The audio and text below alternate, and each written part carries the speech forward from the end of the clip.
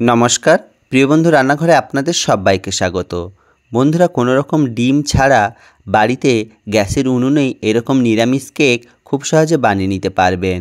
এটা দেখতে যেমন সুন্দর হয়, খেতে তেমনই লোভনীয় হয়, আর একদম তুলোর মতো স্পঞ্জি হয়।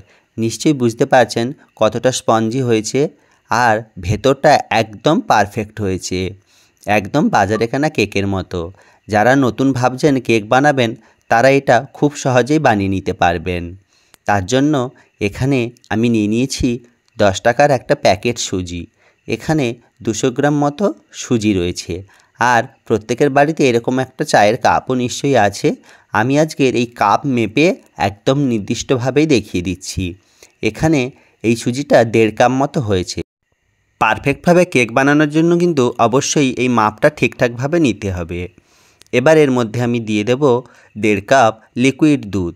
এখানে আমি রুম টেম্পারেচারে থাকা ঠান্ডা দুধ 1.5 কাপ দিয়ে দিলাম। দিয়ে সুজিটা আমি 2 মিনিটের মতো ভিজিয়ে নেব। বন্ধুরা, সুজিটা এইভাবে ভিজিয়ে নিলে কেকটা অনেক বেশি স্পঞ্জি হয় আর নরম তুলতুলে হয়। এবার আজকের কিন্তু আমি কোনো রকম ফেটানোর ঝামেলা ছাড়াই কেকটা খুব সহজে বানিয়ে নেব। তার জন্য একটি মিক্সার গ্রাইন্ডারের মধ্যে দিয়ে দিলাম 1 কাপ চিনি। চিনির পরিমাপটা আপনারা বাড়িয়ে কমিয়ে নিতে পারবেন, যে যেমন মিষ্টি পছন্দ করবেন সেরকমভাবে নিতে পারেন। আমি এখানে চিনিটা প্রথমে এরকমভাবে একদম মিহি করে গুঁড়ো করে নিচ্ছি। দেখুন, এই যে আমার গুঁড়ো করা হয়ে গেছে।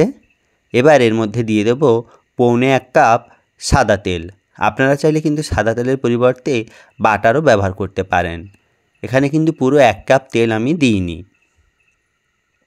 তেলটা দেওয়ার পর আবারও একবার এটা খুব ভালো করে মিশিয়ে নিচ্ছি।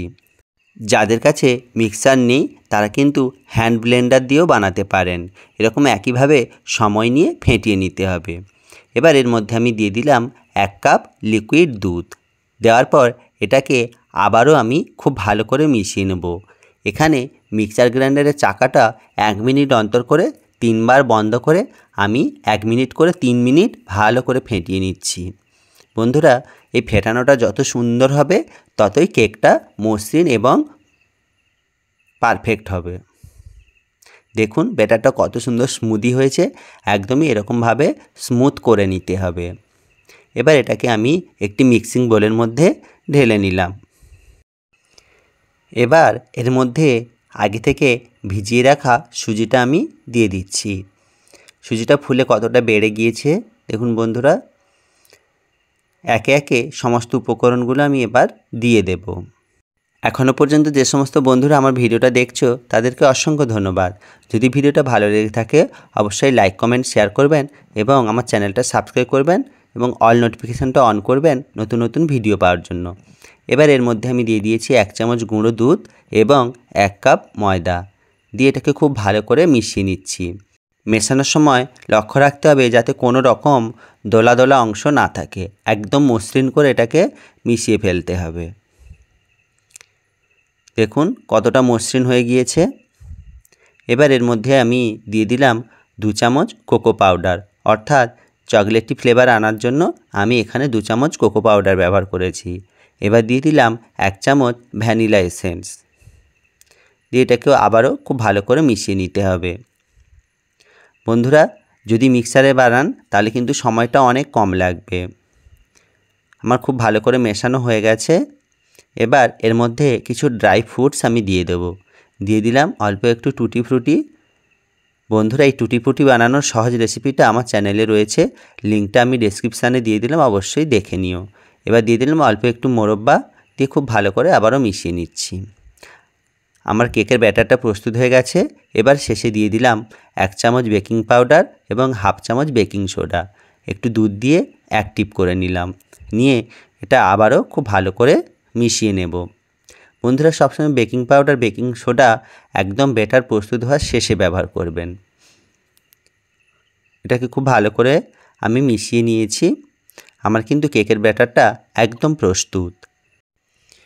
এবার কেক তৈরির জন্য এরকম একটা আমি ছোট পাত্র নিয়েছি। এই পাত্রটিতে 1 চামচ সাদা তেল আমি খুব ভালো করে লাগিয়ে দিলাম, যাতে কেকটা প্রস্তুত হওয়ার পর খুব সহজে এটা ছেড়ে বেরিয়ে আসে। আপনাদের কাছে যদি কেক তৈরির মোল্ড থাকে তাহলে সেটাও ব্যবহার করতে পারেন।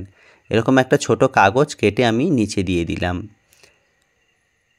এবার কেকের তৈরি করে রাখা ব্যাটারটা এর মধ্যে আমি ঢেলে দিচ্ছি। বন্ধুরা, এটা ঢেলে দেওয়ার পর এই পাত্রটা একটু ভালো করে এরকমভাবে ঝাঁকিয়ে নিতে হবে, যাতে ভেতরে থাকা বাতাসগুলো খুব ভালোভাবে বেরিয়ে যায়। এবার আগে থেকে একটা কড়াই আমি খুব ভালো করে গরম করে নিয়েছি। এর মধ্যে দিয়ে দিলাম একটা এরকম স্ট্যান্ড, দিয়ে কেকের পাত্রটা আমি বসিয়ে দিলাম। দিয়ে এটাকে 30 মিনিটের জন্য আমি ঢেকে দেব। বন্ধুরা, এই কেকের টেম্পারেচারটা ঠিকঠাকভাবে দিতে হবে। প্রথমে 15 মিনিট হাই ফ্লেমে, তারপরে 15 মিনিট লো ফ্লেমে।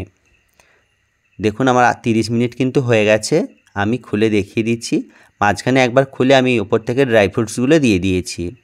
দেখুন কেকটা কতটা ফুলে উঠেছে, একদম পারফেক্টভাবে গোলও হয়েছে। এবার এরকম একটা কাঠি দিয়ে দেখে নিচ্ছি কেকটা কাঁচা আছে কি না।